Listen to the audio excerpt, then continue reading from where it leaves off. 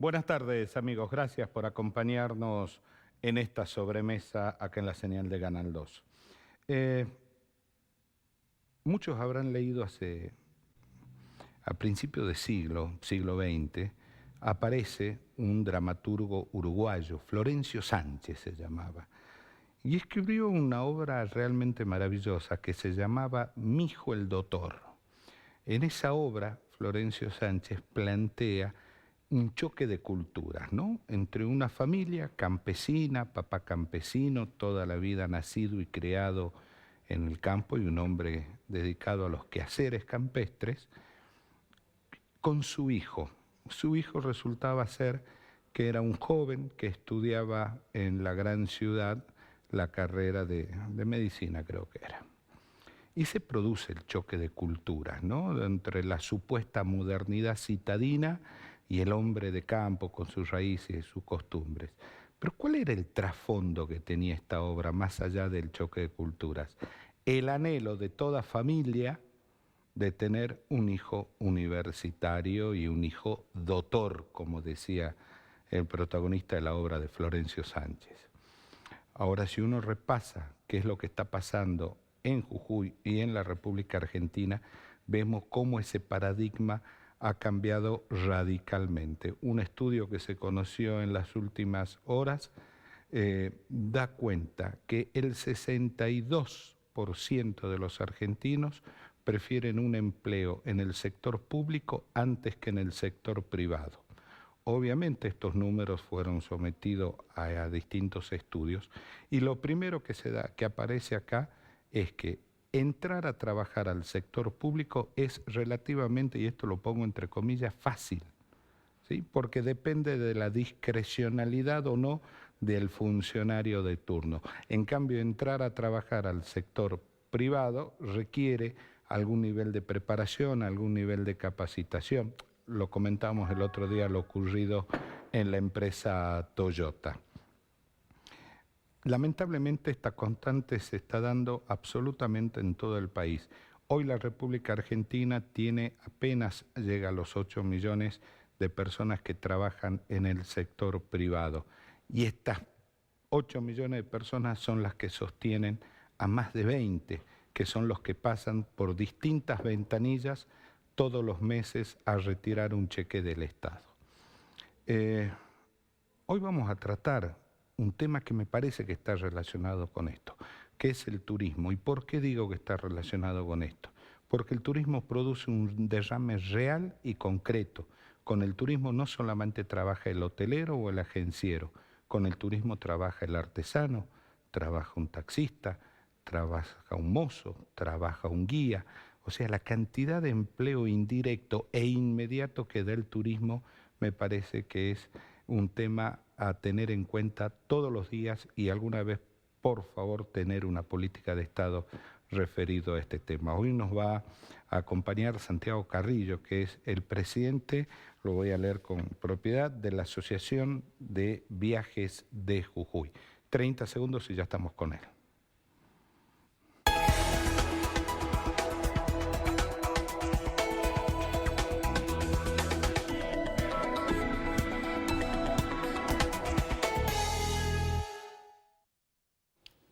Lo habíamos anunciado. Santiago, gracias por estar con nosotros.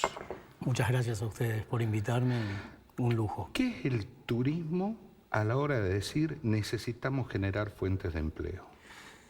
Mira, la introducción que hiciste hace un ratito es precisa, es exacta y absolutamente compartida. Pero te agregaría dos elementos más. No solo el turismo derrama y derrama mucho en todos los sectores, como vos bien mencionaste, sino tiene un componente importantísimo que se lució por eso en todo el mundo, sin importar si era este, oeste, norte, sur, en todo el mundo pasó lo mismo. El turismo es la única industria importadora directa de divisas. Entonces, cuando teníamos turismo extranjero, el francés que venía a Jujuy traía plata en el bolsillo y la dejaba arriba de una mesa de un restaurante. O traía plata en el bolsillo y la dejaba en el mostrador de un hotel o en el bolsillo de un guía. eso es importación directa de divisas. Ni siquiera para la economía participa ni siquiera el Banco Central en esta importación de divisas. Y queda ahí. Hoy, con el nuevo paradigma que también mencionabas, a raíz de la pospandemia o el nuevo paradigma de turismo, esa plata por ahí no viene de Francia, o no viene de Suiza o de otro país, pero viene de Buenos Aires a Jujuy, sin intervención ni siquiera de un banco. El porteño, el cordobés, el mendocino, el sanjuanino, el salteño, cualquier persona que venga de otra provincia trae la plata en el bolsillo y la deja arriba del mostrador. Entonces, eso es un componente extraordinario. Y la otra cosa, vos mencionabas la facilidad del trabajo en el Estado. Yo te agrego otra cosa, que es la informalidad. Claro. Y la informalidad también en nuestro país hace muchísimos años está fomentada por un aparato estatal que fomenta esa informalidad.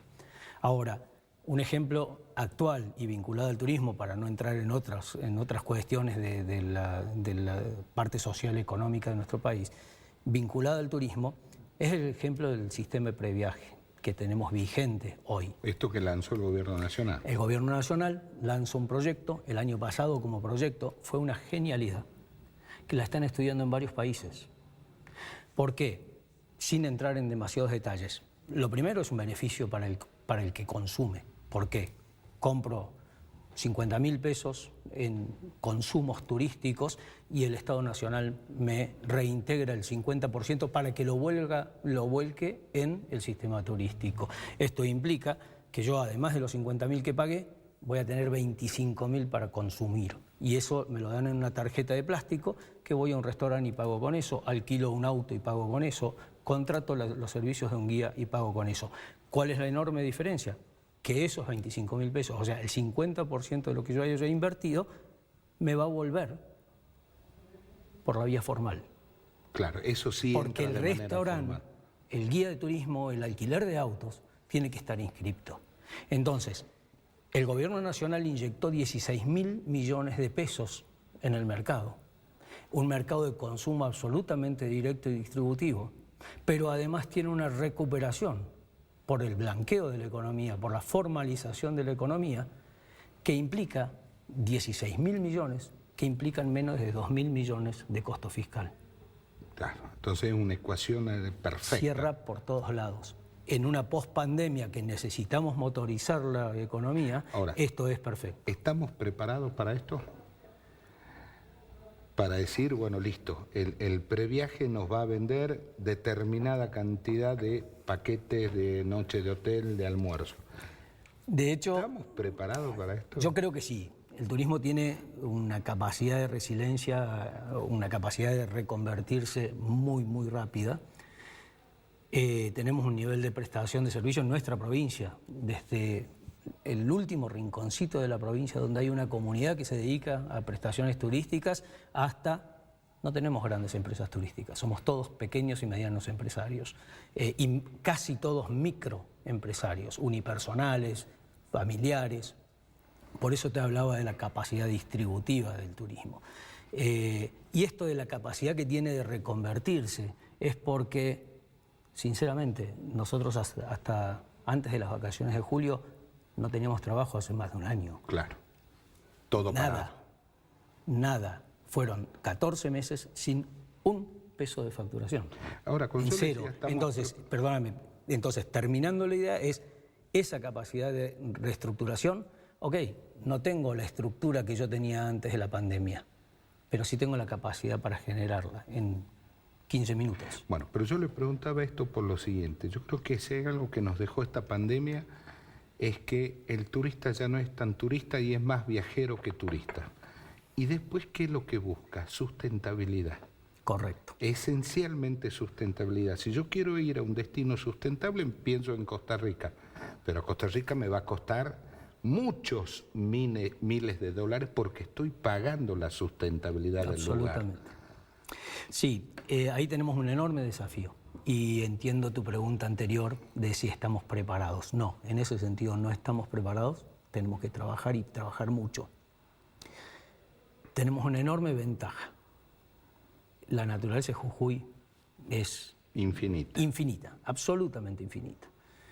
Tenemos desde la cumbre del Chañi a 6.000 metros hasta 400 metros sobre el nivel del mar, y en el medio, yo siempre cuento un ejemplo, un cóndor volando en 100 kilómetros, nada más que en 100 kilómetros, sale de las salinas grandes, donde no existe la vida, ni siquiera microorganismos, y en 100 kilómetros volando está en el corazón del Parque Nacional Calilegua. Claro, donde está todo. Que es uno de los lugares más biodiversos de nuestro país. Eso es nuestro Jujuy, en una de las provincias más pequeñas de nuestro país, y con ese contraste de medios ambientes y de naturaleza. Ahora está de moda para ir al más conocido de todos, las termas del río Jordán. Fantástico. Yo voy a las termas desde muchísimo. Bueno, yo me voy a las termas. ¿Y dónde duermo? En San Francisco. Claro, ¿me entiendes? Perfectamente. ¿Cuántas camas tiene San Francisco? ¿Qué publicidad le estamos haciendo a San Francisco? Y ¿qué servicios me brinda San Francisco? Sí, pero además la fragilidad de los ecosistemas es altísimo. Vos mencionabas a Costa Rica y eso está medido, se llama capacidad de carga. Yo no puedo, Machu Picchu, hace varios años que Machu Picchu no deja entrar más de tantas personas por día. ¿Por qué? Por la fragilidad del ecosistema. Y son muy estrictos en eso. Son muy estrictos. Y eso ¿es para todo el mundo? No, no puede ser para todo el mundo, porque si fuese para todo el mundo el ecosistema se quiebra. Ya no existiría en Machu Picchu. El ecosistema se quiebra, cualquier ecosistema, en este caso antropológico o arqueológico, en el caso de un ecosistema natural como puede ser Parque Nacional Calilegua. El Parque Nacional está equilibrado porque es un parque nacional y está manejado por la gente de parques nacionales con guías profesionalizados. Tenemos que hacer cursos permanentemente para poder ingresar al Parque Nacional como guías. Entonces, eso está. ¿Y el resto? Salís del Parque Nacional y seguís estando en las yungas, con un ecosistema absolutamente frágil. ¿Se puede trabajar? Sí, por supuesto que sí. Tenemos que hacer un plan de manejo para cada uno de esos lugares. El Potrero de Yala. Que es bellísimo. Bellísimo. 30 kilómetros de nuestra ciudad capital. Tenemos que cuidarlo. Está en un nivel de fragilidad atroz, en un nivel ya de alarma. Entonces, tenemos que cuidar esos recursos. ¿Está mal que la gente vaya a comer un picnic? No, por supuesto que no. Pero para sí, eso está el lugar. Por supuesto, para eso es un parque provincial. Para el goce. Exactamente. Además, es uno de los objetivos que está por ley de declaración, que es para el goce de los vecinos. Ahora, eduquemos, lo protejamos, pongamos guías idóneos, capacitemos, generemos actividades. Ahora, si uno abre la tranquera y nada más que eso, obviamente la fragilidad porque sube. está la lógica del cuenta ganado. A ver, la temporada fue un éxito porque entró X cantidad de gente. Ajá, pero si yo veo esa gente, personas que vinieron, ¿tuvieron agua? Y más o menos, hay días que sí, días que no. Ajá, tenían dónde tirar la basura y más o menos, días que sí, días que no. Entonces el resultado es negativo. Sí. De todas maneras, puede ser positivo la cantidad de gente, pero eso no me garantiza éxito. Yo siempre soy un convencido que estas cosas son un proceso. Yo no creo en los cambios. Un cambio es una cosa de hoy es así y por una decisión mañana es de otra manera. Esto es un proceso. Estamos trabajando con la universidad para que los chicos que salen de la universidad con un título que dice que son guías de turismo, técnicos o licenciados, sepan de qué se trata el turismo. El turismo no es solamente salir a pasear adelante de un grupo de gente. El turismo es guiar verdaderamente, transmitir un concepto. Hablabas emocionar. Emocionar. Siempre digo esa palabra porque el Cerro de Siete Colores es fantástico. Pero es eso, y todo el mundo lo puede ver. Ahora, ¿cómo le pega ese Cerro de Siete Colores a una persona que está conmigo o que está con un guía? Es totalmente diferente. Si no, uno dice, ¿por qué serán los colores? ¿O por qué habrá surgido esto? ¿Y por qué este es más bajito que aquel? Y nada más, o sea, estoy poniendo un ejemplo básico por el Cerro de Siete Colores, pero así es toda nuestra provincia. ¿Y el patrimonio intangible, lo cultural? ¿Por qué el carnaval? ¿Por qué esos ñatos salen disfrazados de diablo a bailar y con las banderas? 4 días sin parar. ¿Por qué? Hay toda una tradición. ¿Por qué el jueves de comadre? Hay una explicación cultural, pero fantástica, que no la estamos valorizando. Bueno, pero acá tenemos un serio problema, Santiago. El Carnaval de Jujuy, ¿por qué es único? Porque la persona que viene no es un espectador, es parte. Exactamente. No es un espectáculo, pero sin embargo veo que permanentemente hay intentos de convertir al Carnaval de Jujuy, que es una expresión cultural auténtica, en un espectáculo. Exactamente, coincido plenamente. Yo también muchas veces, yo estoy lleno de anécdotas porque me gusta vivir con los pies en el barro y haciendo turismo. Hace 2004, hagamos cuenta, qué sé yo, en el 2004, yo fui a Uquía con 2 fotógrafos internacionales. Pedí permiso, me invitaron en la comunidad 2004, antes de ayer. Sí. Vimos la bajada de los diablos, nos invitaron a Chayar, hicimos ofrenda a la Pachamama con estos 2 extranjeros, yo les fui explicando todo. Y estaba la comunidad y había solamente 3 personas de afuera, éramos los otros 3. Hoy, 15 años después, vas a Uquía y hay 4.000 personas. Sí. En la misma bajada de diablos. Y yo le doy otro elemento. Hace 3, 4 años fui a la bajada de Uquía y después de la bajada tenía ganas de tomar un té. No podías porque entré a la hostería. En la mesa de al lado habían un contingente grande de chinos, con sus cámaras, con todos sus petates, y nadie podía tomar un té porque no había agua caliente. Entonces, eso tiene que ver con el desarrollo de un destino. Soy eternamente optimista, porque soy optimista, porque me divierte, porque me fascina el desafío que nuestro Jujuy implica, y sé que es un proceso y no un cambio. Ahora, tenemos que apurarnos, porque Jujuy hoy está siendo nombrado, venimos del Congreso Nacional de Agentes de Viajes que se hizo en Tucumán el fin de semana pasado, y Jujuy hoy está en boca de todos. Todo el mundo habla de Jujuy, ha sido descubierto. No estamos solos, Catamarca también ha sido descubierto, y Catamarca adolece del mismo problema que nosotros. Y peor todavía, en realidad está en un escalón más abajo, un escalón anterior a nosotros. Es más difícil llegar inclusive. No, pero además es una cuestión de infraestructura. Nosotros tenemos hotelería en la Quebrada, magnífica hotelería en la Quebrada, y además con todos los niveles de prestación. Pero tenemos hotelería en La Puna, tenemos hotelería en las Yungas. No, ellos no tienen nada. Va creciendo de a poquito, y nos falta muchísimo, pero va creciendo. Catamarca está un escalón antes que nosotros, o sea, está más abajo. Pero todos los operadores turísticos nacionales, los grandes, los de verdad, los muy fuertes, están hablando de Jujuy y de Catamarca. Los mayoristas. Los mayoristas. Están hablando de Jujuy y de Catamarca. Ahora, a problemas comunes, soluciones comunes. Los problemas que tiene Jujuy, usted mencionaba, lo tiene Catamarca, lo tiene Salta en alguna medida, lo tiene Tucumán, lo tiene La Rioja. ¿Cómo se juntan? A ver, yo escucho permanentemente decir, que Salta se llevó todos los vuelos. Es probable, pero yo hasta ahora no conozco a nadie que diga, yo voy a Salta, pero no quiero ir a Jujuy. No. Y tampoco, por favor, avíseme dónde queda el límite. La pandemia, dentro de todas las cosas que ya conocemos, nos ha traído algunas cosas positivas.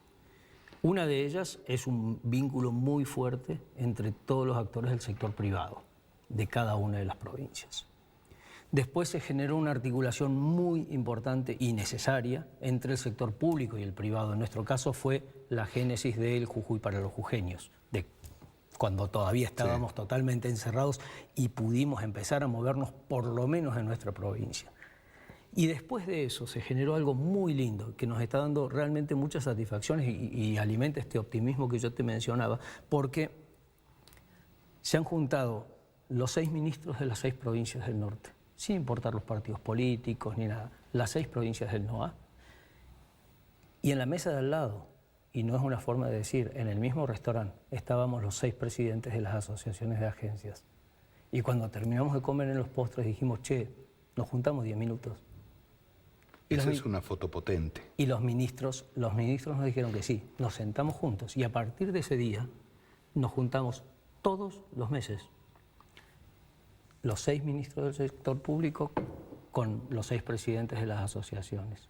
Y todos los meses surgió algo muy importante. Lo más importante fue, antes de las vacaciones de julio, se firmó un convenio entre las 6 provincias que permitió abrir las fronteras internas de las 6 provincias y eso nos permitió el turismo interno. Las agencias quedamos un poquito atrás porque el turismo local o el turismo de cercanía no contrata servicios integrales, pero sirvió de muchísimo para hacer resurgir la gastronomía, la hotelería.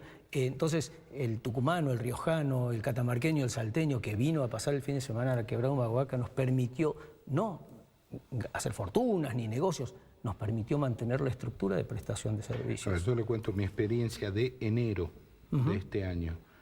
Me voy, resuelvo partir mis vacaciones en 2. La mitad en Cachi, la mitad en Huacalera, un lugar que me encanta.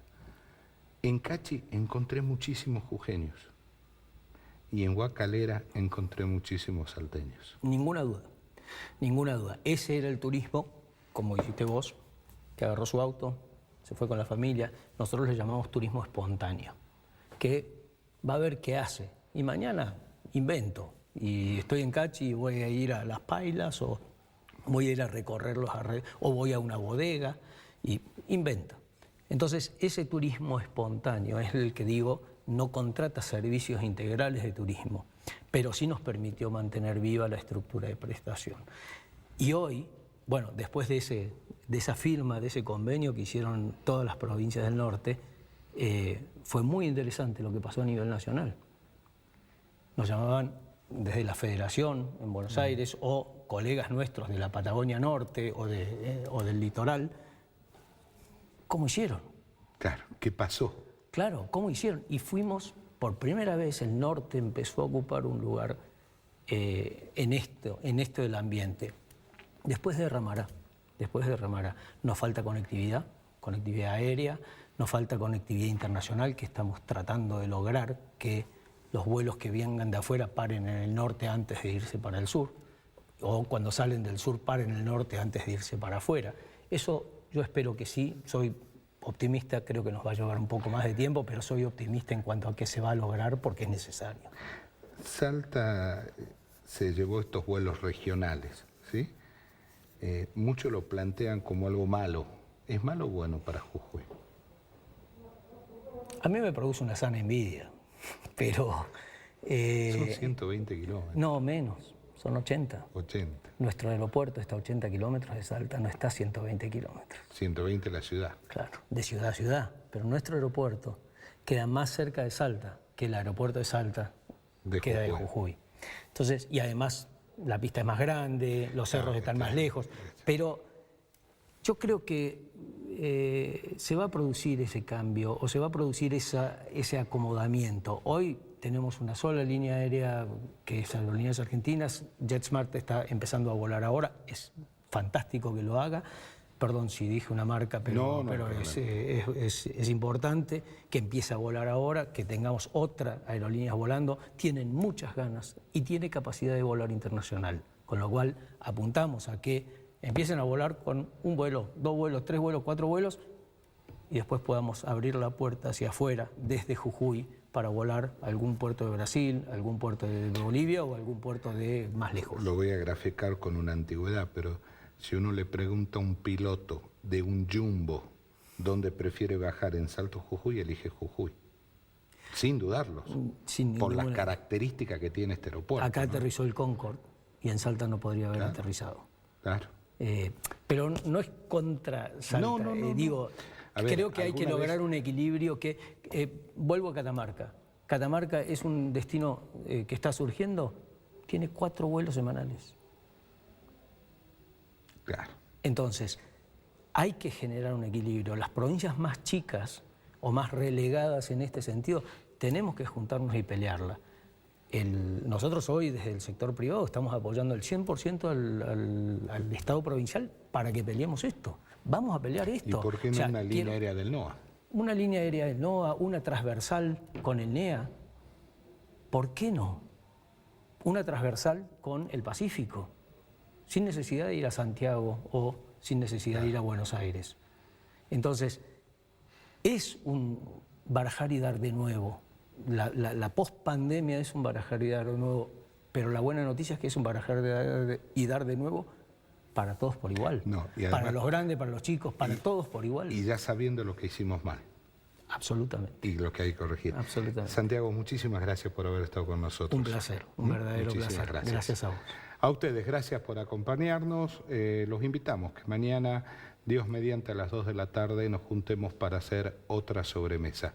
Quédese que ya viene Palpala hoy. Gracias. Muy linda la